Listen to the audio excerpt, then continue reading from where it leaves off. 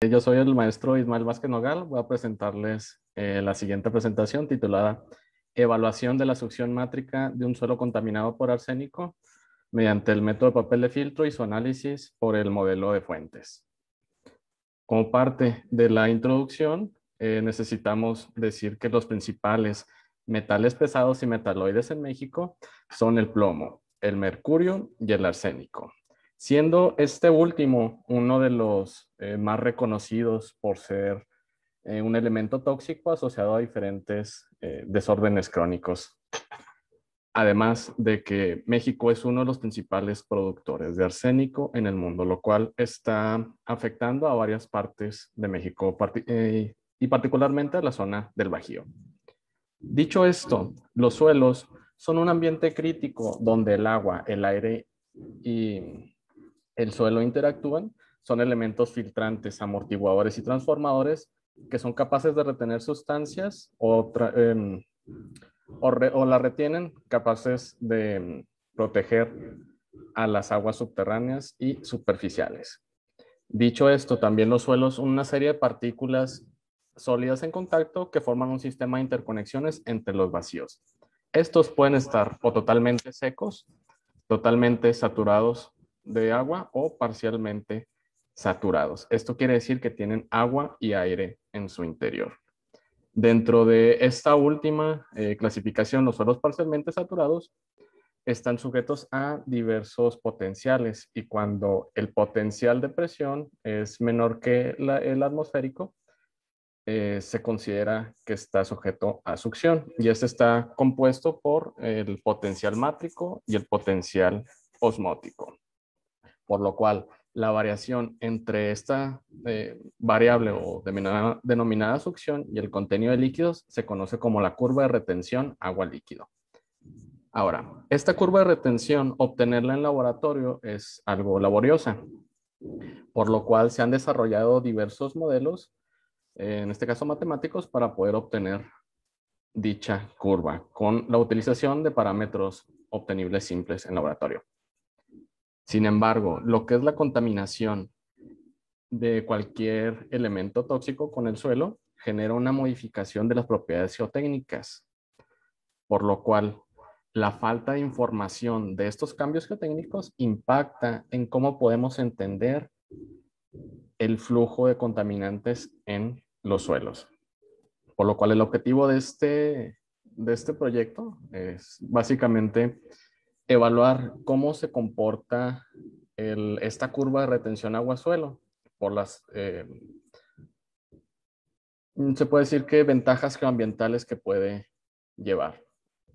Y además de que este se va a estar comparando con un modelo matemático, obviamente comparando nada más las trayectorias del método de papel de filtro y el modelo de fuentes. Como antecedentes tenemos a los contaminantes en el suelo. Sabemos que cualquier materia puede considerarse un contaminante cuando está fuera de su ambiente natural o cuando la concentración es demasiado grande para causar daño a los organismos vivos. Dicho esto, el arsénico es muy contaminante de acuerdo a su ciclo de distribución, se puede decir, ya que erupciones volcánicas, incendios y la minería han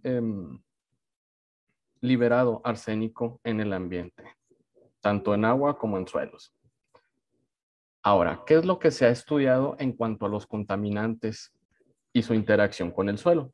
Bueno, es precisamente la investigación de Sunil y colaboradores quienes se han enfocado en los lixiviados. Ya han mostrado que la cohesión se ve modificada, en este caso disminuida, y el ángulo de fricción aumenta. El caso de Nayak y colaboradores en 2007 es muy interesante, ya que ellos han trabajado con la permeabilidad de suelos contaminados, además de pruebas de compactación, encontrándose pues, resultados diversos. Y generalmente lo que dicen es que depende del pH, ya que tanto la alcalinización como la valores de pH acidificantes se puede decir que destruir los minerales de arcilla, con lo cual la permeabilidad tiende a cambiar.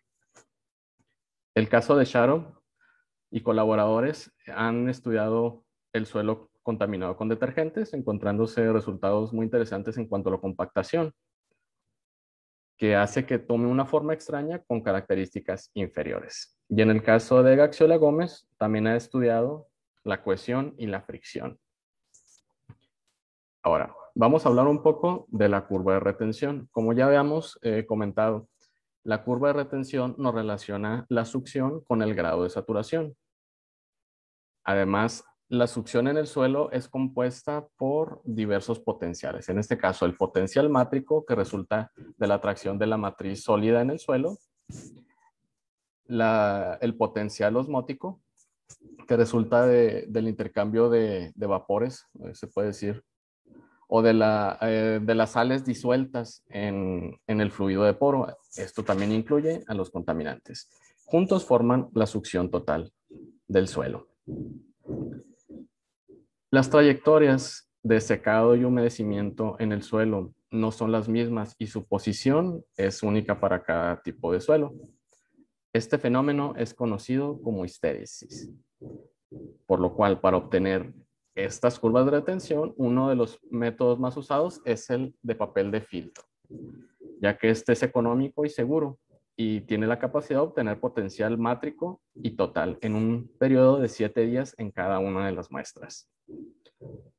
También el modelo de Fuentes hace una relación entre la curva porosimétrica y la curva granulométrica como uno de los formas indirectas de obtener la curva de retención agua-suelo. Y uno de los análisis más sencillos para obtener un análisis hidráulico de un suelo no saturado, en este caso de la curva de retención, es el de Van Genupten, que depende primeramente de un ajuste para obtener diversos parámetros. En este caso, el parámetro alfa, que se relaciona con el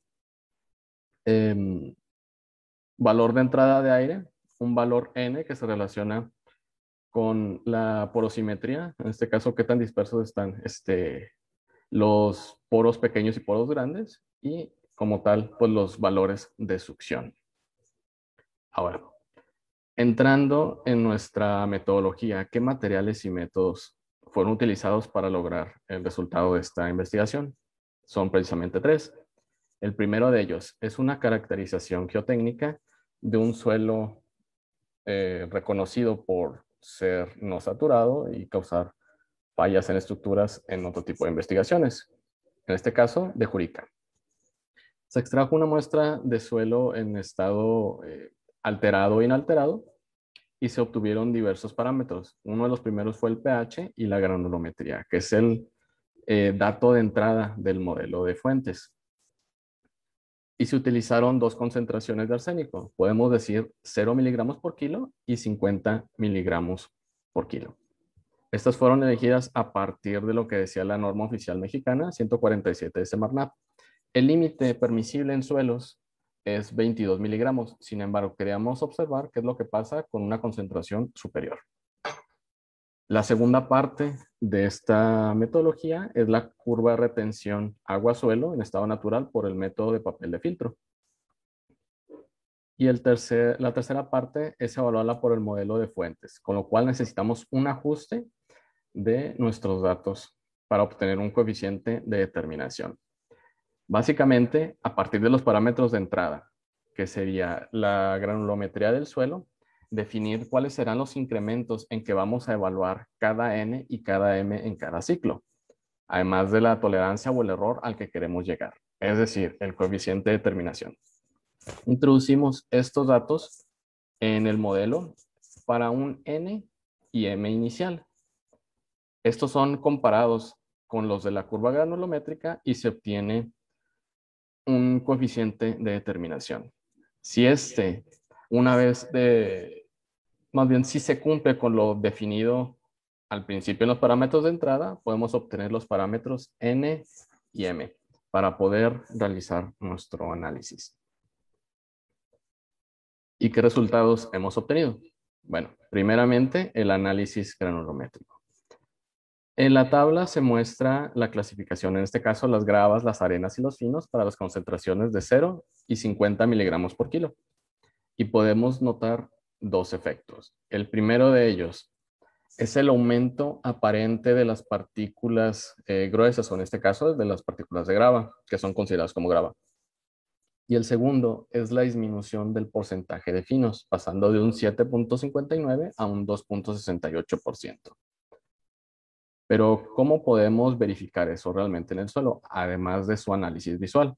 Bueno, es precisamente con la microscopía electrónica de barrido de alta resolución. En una partícula aislada de aproximadamente 60 por 36 micras, podemos observar perfiles casi simétricos y el apilamiento de partículas laminares. Al momento de contaminar, esta pasa a una partícula de 75 micras que pierde esos perfiles casi simétricos. Acercándonos un poco más, también podemos observar una partícula aislada de 10 por 13 micras que al momento de contaminarse pierde esos perfiles como tal, con lo cual nos dice que el tamaño de partículas se está incrementando. Además, ¿qué es lo que nos dice el pH? Bueno, en estado natural tiene un valor de 8.0, con lo cual se considera medianamente alcalino. Al momento de ser contaminado, este sufre una disminución, por lo cual podemos decir que el arsénico tiene un efecto acidificante en el suelo, y aunque se considera todavía como un suelo medianamente alcalino. Y puede ser explicado a través del fenómeno de coagulación de las partículas sólidas. En este caso, el suelo tenía una carga definida, una carga eléctrica definida en sus partículas, y al momento de contaminarse, sufre un desequilibrio, por lo cual para contrarrestarlo se formaron estructuras abiertas y lo que resulta en la formación de partículas de mayor tamaño. Ahora, viendo la curva de retención obtenida por el método de papel de filtro, encontramos grado de saturación contra succión mátrica. Fue realizado en 3 curvas diferentes para obtener los valores alfa, n y m en cada una de sus trayectorias. Sin embargo, ¿qué es lo que podemos obtener una vez que hemos realizado el análisis por el modelo de fuentes? Es lo que se nos presenta en esta figura que vemos a continuación. Las trayectorias del secado y humedecimiento simuladas se presentan con un color naranja y una línea discontinua, mientras que la del papel de filtro es una línea sólida. Y algo que podemos ver a simple vista es que a bajos grados de saturación no se está representando el comportamiento tanto hidráulico, porque depende del grado de saturación, como mecánico, porque es la succión lo que estamos obteniendo.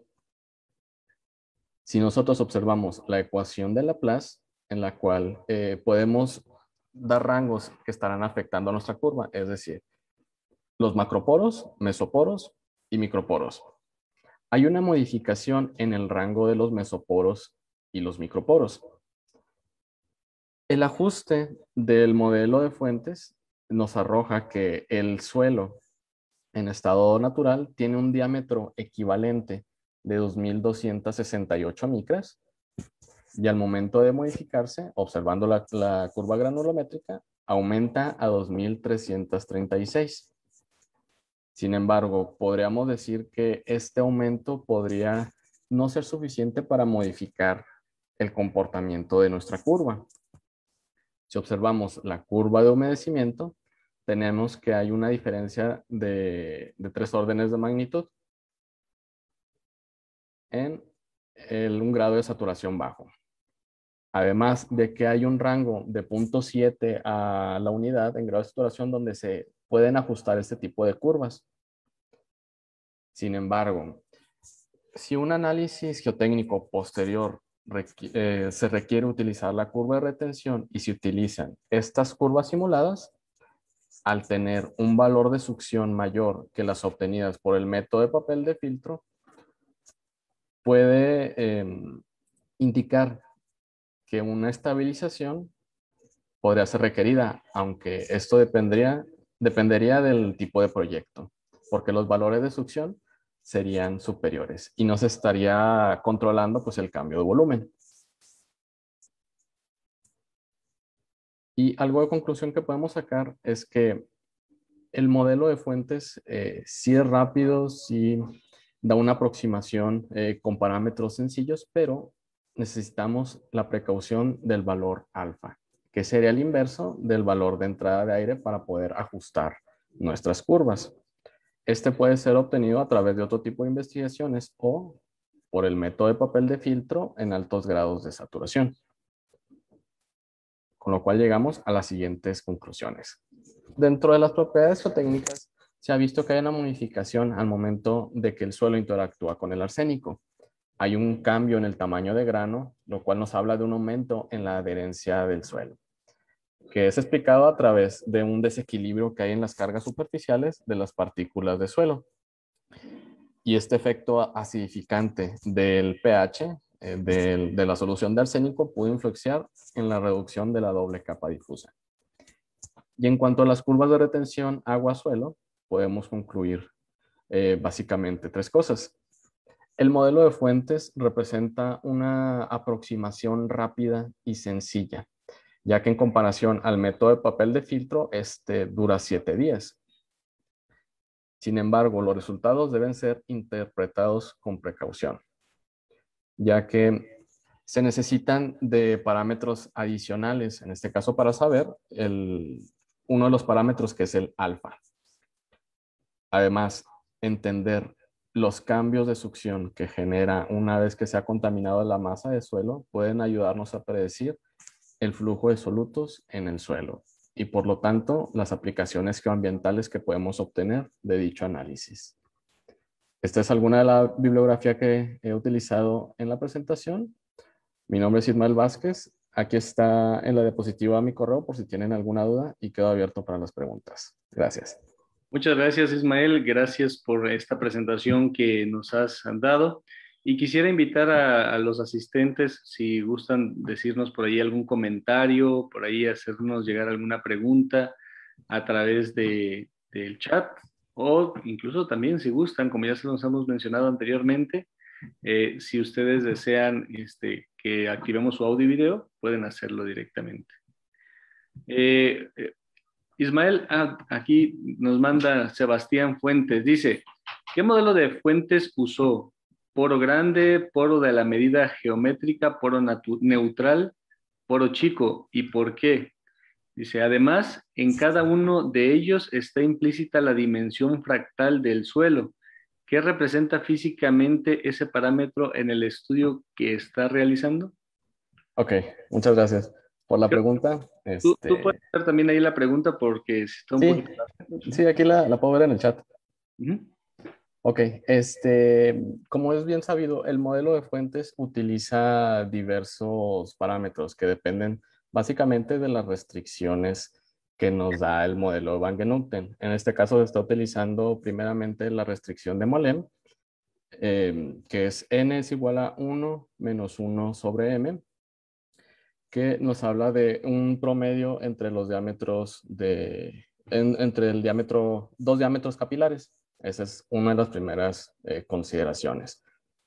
Como sabemos, la dimensión fractal puede ser utilizada tanto por el poro neutral, poro chico, poro grande, y este requiere la utilización de un factor, o más bien un parámetro S, que nos va a cambiar lo que es pues el ajuste.